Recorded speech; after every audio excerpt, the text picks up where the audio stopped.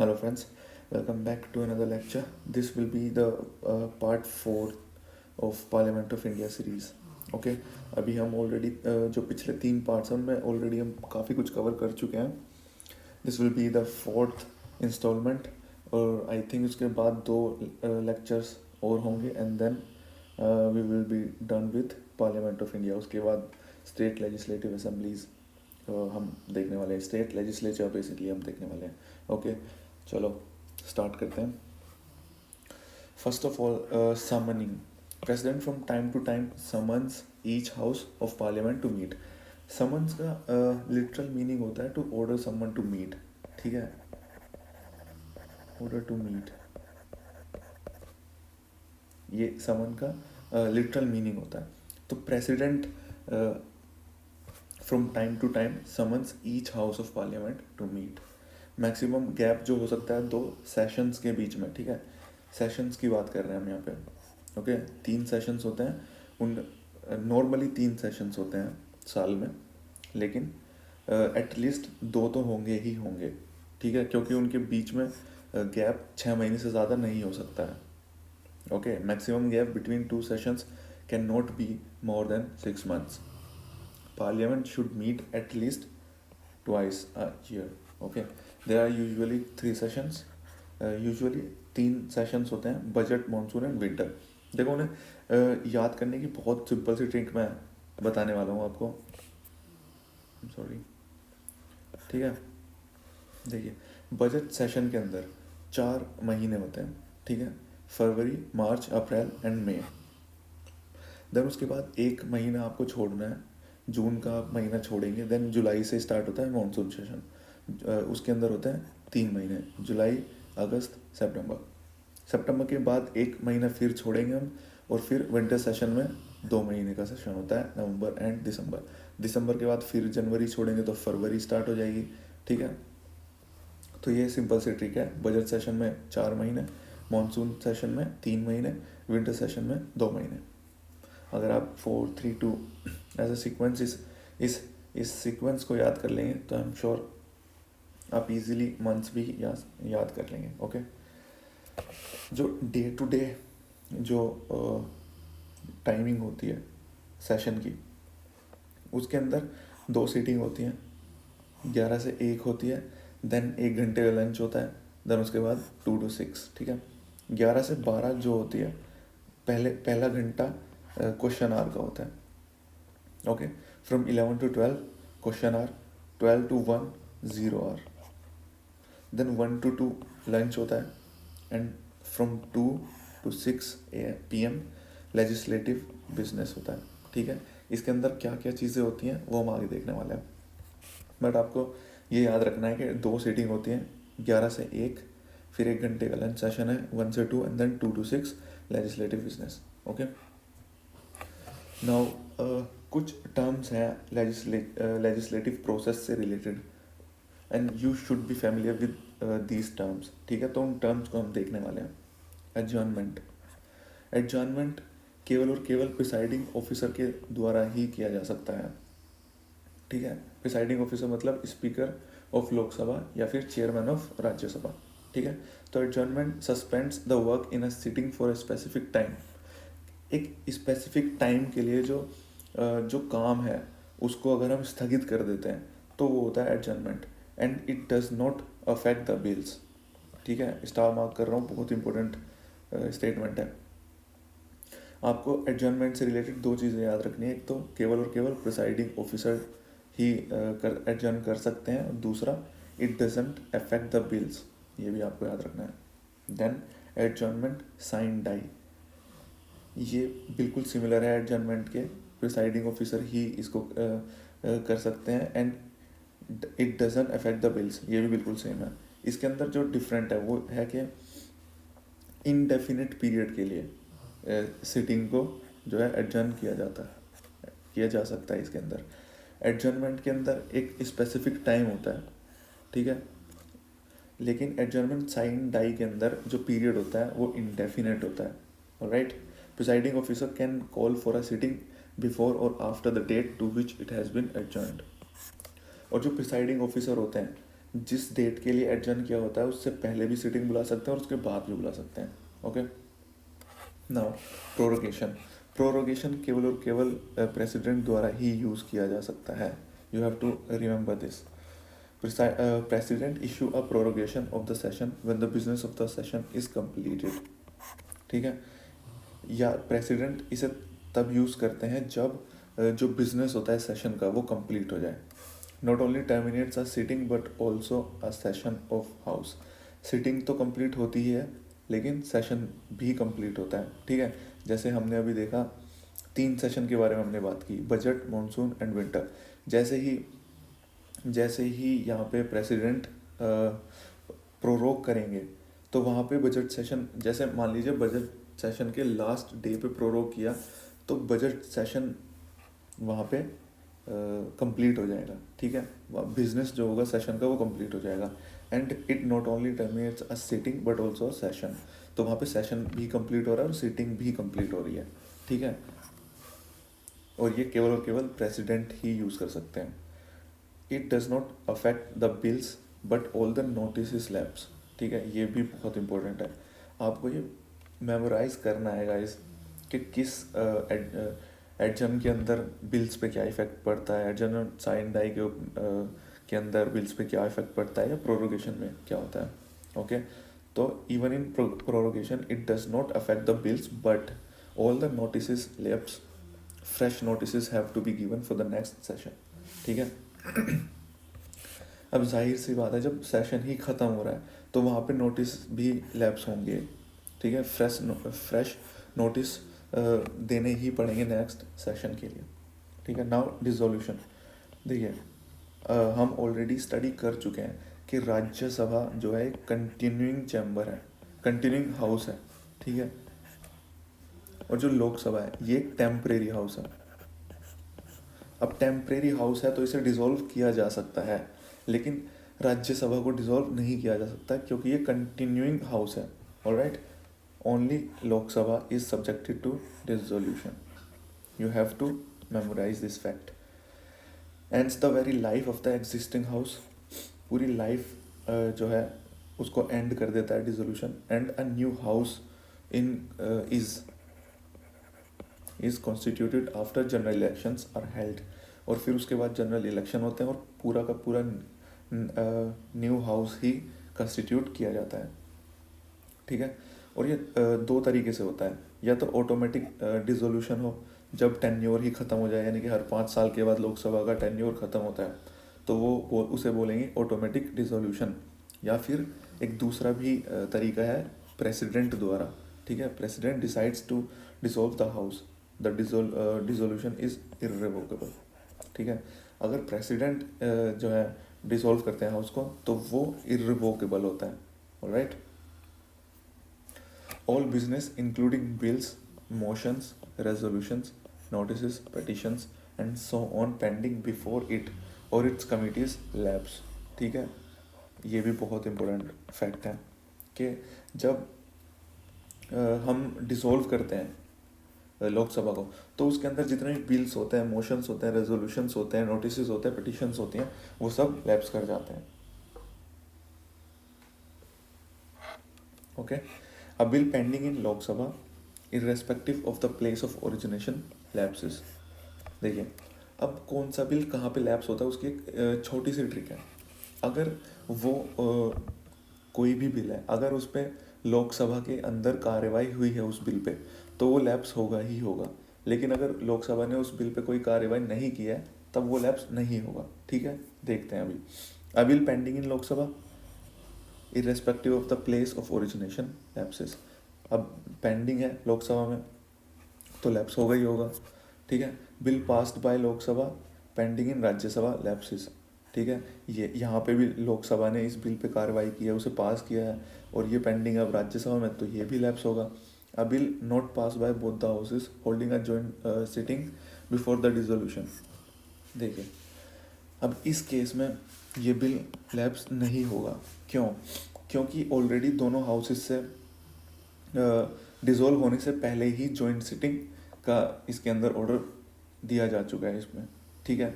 तो ये डिसॉल्व नहीं होगा. Bill pending in Rajya Sabha not passed by Lok Sabha doesn't lapse. अब देखिए बिल जो है पेंडिंग है राज्यसभा में, ठीक है, लोकसभा से पास नहीं कराया गया है अभी, तो it does not lapse. Bill pass by both the houses pending assent of the president doesn't lapse. अब देखिए जब दोनों ही हाउसेस से बिल पास कराया जा चुका है तो फिर तो वो लैप्स नहीं होगा। Bill pass by both the houses but return by president for reconsideration of house does not lapse. ठीक है, अब बिल जब ऑलरेडी पास हो चुका है दोनों हाउसेस से तो उस केस में वो बिल लैप्स नहीं होगा। ठीक है, और ये सारे हम केसेस देख रहे हैं जब डिसॉल्व हो जाए लोकसभा। ठीक है, ये सारे के सारे केसेस हैं उस सर्कमस्टांसिस में जब जो लोकसभा है वो डिसॉल्व हो जाती है। Okay, now quorum we have already discussed about this. Quorum होती है 1/10 of total members in the house, 1/10 of the total members including the presiding officer. ये आपको याद रखना है कि इंक्लूडिंग प्रिसाइडिंग ऑफिसर। ठीक है, लोकसभा में 55, राज्यसभा के लिए 25।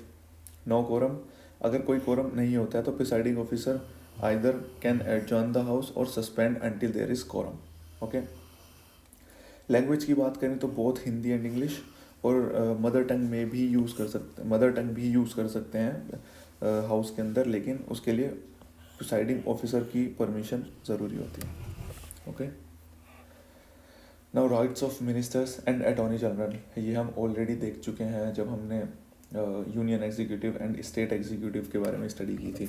ठीक है, every minister and attorney general of India can speak and take part in proceedings of either house, any joint sitting, any committee of parliament of which he is a member without being entitled to vote।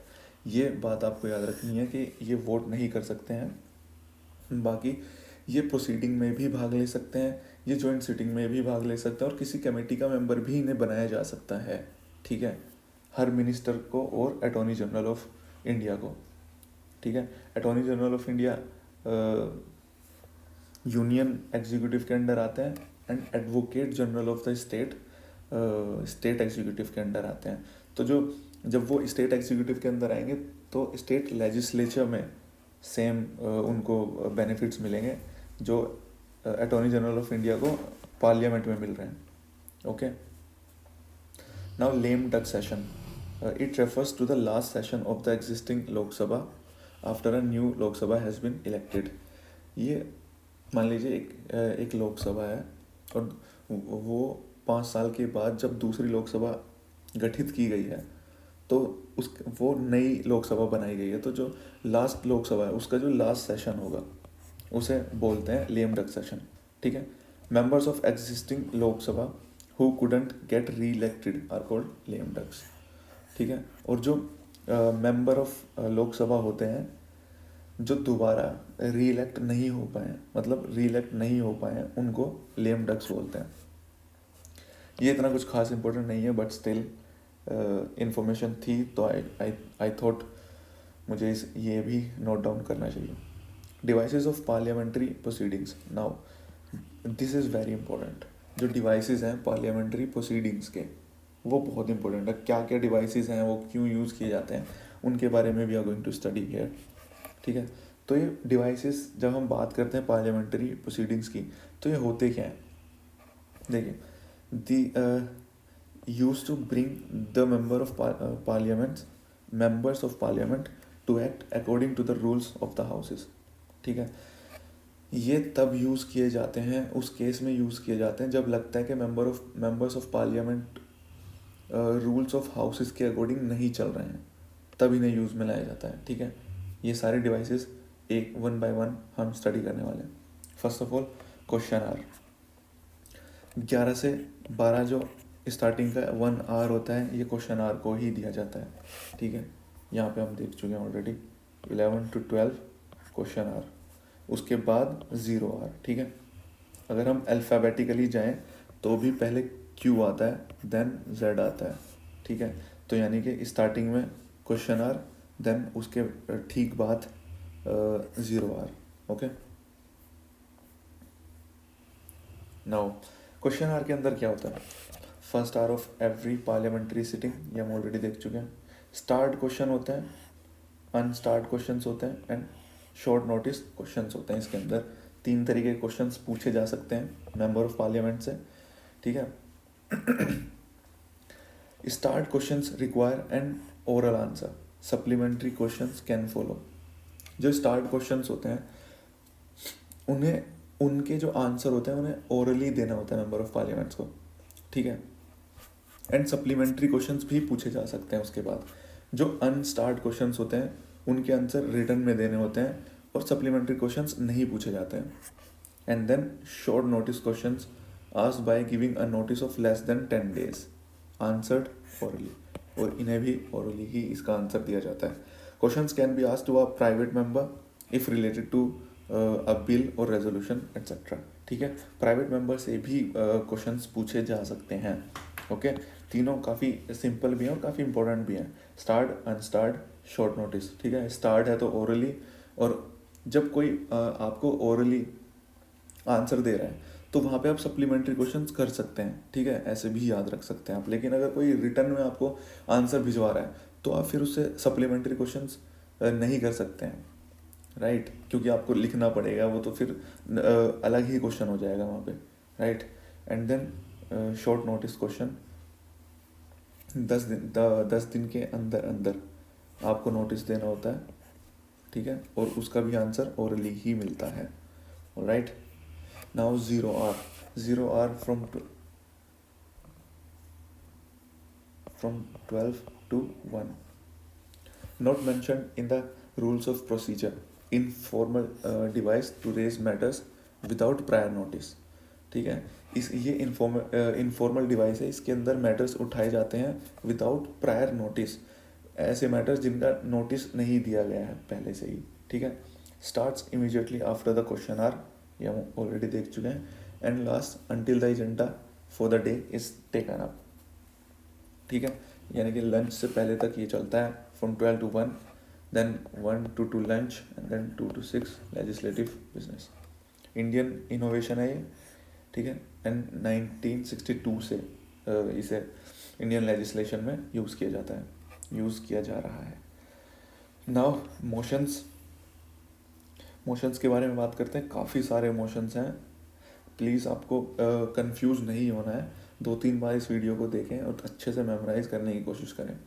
Motions: no discussion on a matter of general public importance can take place except on a motion made with the consent of the presiding officer, ठीक है। मैं थोड़ा simplify करता हूँ इस statement को आपके लिए। कोई भी डिस्कशन, एक जनरल पब्लिक इम्पोर्टेंस, कोई मैटर जो जनरली पब्लिक के लिए इम्पोर्टेंट है, उस पर कोई भी डिस्कशन नहीं हो सकता है जब तक कोई मोशन पास ना किया जाए। किसकी मंजूरी से? प्रिसाइडिंग ऑफिसर की मंजूरी से। जब तक एक पर्टिकुलर मोशन पास ना किया जाए तब तक जनरल पब्लिक इम्पोर्टेंस के किसी भी मैटर पर डिस्कशन नहीं होगा पार्लियामेंट के अंदर, okay. Can be moved by either ministers और अ प्राइवेट मेंबर, ठीक है। मिनिस्टर भी इसको मूव कर सकते हैं हाउस के अंदर और प्राइवेट मेंबर भी कर सकते हैं, okay. Now let's talk about closure motion. Closure motion, देखो नाम से ही पता चल रहा है, क्लोजर देना, किसी को डिबेट को रोकना, डिबेट को बीच में ही रोकना। A motion moved by a member to cut short the debate on a matter before the house, ठीक है। क्लोजर मोशन तब दिया जाता है जब हाउस में कोई डिबेट चल रही हो, उस डिबेट को रोकना हो, ठीक है। If approved debate is stopped forthwith and the matter is put to vote, ठीक है। अगर ये अप्रूव कर दिया जाता है तो डिबेट वहीं पे रुक जाती है। और ये 4 टाइप की होती हैं। सिंपल क्लोजर दिया जाता है matters having been sufficiently discussed be now put to vote. कुछ मैटर्स होते हैं मान लीजिए कोई मैटर है, ठीक है, और उसे लग रहा है कि हाँ सफिशेंटली डिस्कस्ड किया जा चुका है, तो उस पर समय और वेस्ट ना करते हुए सिंपल क्लोजर मोशन को अप्रूव करा दिया जाएगा। एंड देन वो मैटर वोट के लिए रखा जाएगा, उस पर डिस्कशन वहीं पे ख़त्म हो जाएगी। Then closure by compartments. Clauses of a bill or a length resolution are grouped into parts before the commencement of the debate. The debate covers the part as a whole and the entire part is put to vote. देखिए नाम से ही पता चल रहा है कि compartments बनाए जाएंगे इसके अंदर किसी बिल के, ठीक है। तो जो क्लोजेज होते हैं बिल के उन्हें ग्रुप कर दिया जाता है कई पार्ट्स में, और वो पार्ट बाय पार्ट उन पर डिबेट होती है, देन उनके ऊपर वोट होता है, ठीक है। ओके तो ये इसके अंदर होता है क्लोजर बाय कंपार्टमेंट्स के अंदर। Now kangaroo closure, only important clauses are taken up for debate and voting. Kangaroo closure के अंदर क्या होता है, जो इम्पोर्टेंट क्लोजेस होते हैं केवल और केवल उन्हीं पे डिबेट की जाती है और उन्हीं पे वोटिंग होती है। Okay guillotine closure, when undiscussed clauses of a bill or resolution put to vote. इस क्लोजर के अंदर वो क्लोजेस वोट के लिए रखे जाते हैं जिन्हें डिस्कस नहीं किया गया हाउस के अंदर। ऑलराइट ये 4 मोशंस थे closure motion. Now privilege motion, ये बहुत न्यूज़ में रहा है रिसेंटली, ठीक है। क्यों न्यूज़ में रहा है अभी बताता हूँ। ऑन रफाल डील के ऊपर a breach of privilege motion was moved against our honourable prime minister and the defence minister, ठीक है। ये in the beginning of this year ये काफ़ी न्यूज़ में था। Now what is privilege motion? 2 तरीके के होते हैं, collective and individual. Okay article 105 के अंदर इसके बारे में बात की गई है पार्लियामेंट से रिलेटेड, और आर्टिकल 194 में स्टेट लेजिस्लेचर से रिलेटेड इसके बारे में बात की गई है प्रिविलेज मोशन के बारे में, ठीक है। कलेक्टिव होते हैं और इंडिविजुअल। अगर किसी अकेले मेंबर पे लगाया जाए तो इंडिविजुअल, कलेक्टिवली भी लगाए जा सकते हैं। Concern with the breach of parliamentary privilege by a minister, ठीक है। ये तब टेबल किया जाता है पार्लियामेंट के अंदर जब ये लगता है कि किसी मिनिस्टर ने ब्रीच किया है पार्लियामेंट्री प्रिविलेजेस को, ठीक है। Breach of parliamentary privileges by withholding facts और गिविंग रॉन्ग या डिस्टॉर्टेड फैक्ट्स। या तो कोई फैक्ट है जिसे छुपाया गया हो, या फिर गलत या फिर डिस्टॉर्टेड फैक्ट्स को पेश किया गया हो हाउस में, तब इसे मूव किया जा सकता है। Can be moved by any member of either house against those being held guilty of breach of privilege, ठीक है। किसी कोई भी मेंबर के द्वारा इसे किसी भी हाउस में मूव किया जा सकता है। ओके तो ये था privilege motion. Make sure you remember this, क्योंकि काफ़ी न्यूज़ में रहा है, तो इससे रिलेटेड कोई भी क्वेश्चन आ सकते हैं। 105 आर्टिकल एंड 194, ये 2 आर्टिकल से ही रिलेटेड है, ये भी आपको याद रखना है। कॉलिंग अटेंशन मोशन, देखिए नाम से ही पता चल रहा है कि किसी की अटेंशन को आपको ग्रैब करना है, तो calling attention motion by a member to call attention on a matter of urgent public importance, ठीक है। कोई अर्जेंट पब्लिक इंपॉर्टेंस है उसके ऊपर बात करनी है, तो कॉलिंग अटेंशन मोशन आपको टेबल करना पड़ेगा पार्लियामेंट के अंदर। ये इंडियन इनोवेशन है, 1954 से यूज़ कर रहे हैं पार्लियामेंट में। Mentioned in the rule of procedure unlike 0R कहीं पे भी मेंशन नहीं है। ओके एडजर्नमेंट मोशन, ये भी नाम से पता चल रहा है कि एडजर्न करना। Moved only with the consent of the speaker. Matter of urgent public importance need the support of 50 members to be admitted. ये और एडजर्न कब किया जाएगा? एडजर्न तभी तो किया जाएगा जब कोई अर्जेंट पब्लिक इंपॉर्टेंस हो, ठीक है, तो उन मैटर्स में किया जाएगा। और 50 मेंबर्स की मंजूरी बहुत ज़रूरी है इसे टेबल करने के लिए। It interrupts the normal business of house regarded as an extraordinary device. Okay extraordinary device भी इसे बोला जाता है। नॉट परमिटेड इन राज्यसभा, केवल और केवल लोकसभा में ही इसे टेबल किया जा सकता है। रेस्ट्रिक्शंस भी हैं इसमें कुछ। Should raise a matter which is urgent, जो मैटर है वो अर्जेंट ही होना चाहिए, डेफिनेट होना चाहिए, and of public importance shouldn't cover more than 1 matter. ऐसा नहीं होना चाहिए कि एक से ज़्यादा मैटर कवर कर रहा है वो, ठीक है। Should be restricted to a specific matter. Okay ये था एडजर्नमेंट मोशन, नाम से ही पता चल रहा है। आई एम श्योर बहुत ईजी है। जितने भी मोशंस हैं अगर आप उनके लिटरल मीनिंग जानते होंगे तो वो बहुत ईजी हो जाएगा आपके लिए मेमोराइज करना। Now no confidence motion and censure motion, बहुत इंपॉर्टेंट है ये दोनों, और कई बार इन दोनों से ही रिलेटेड क्वेश्चन आए हैं, ठीक है। और मैं फिर बोलूँगा, जितने भी मोशन हैं अगर आपको उनके नाम के मतलब पता है तो वो मोशन क्या काम करते हैं ये आप खुद ही बता देंगे। देखिए, no confidence motion, Lok Sabha can remove COM मतलब cabinet of ministers by passing this.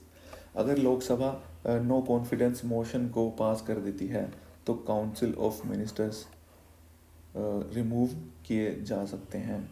Okay, it needs support of 50 members to be admitted. Admit करने के लिए 50 मेंबर्स की मंजूरी ज़रूरी है। मतलब 50 मेंबर्स ने अगर मंजूरी दे दी है तो इसका मतलब ये नहीं है नो कॉन्फिडेंस मोशन पास हो गया है। वो तब एडमिट किया जाएगा हाउस के अंदर, लोकसभा के अंदर तब एडमिट किया जाएगा, ठीक है।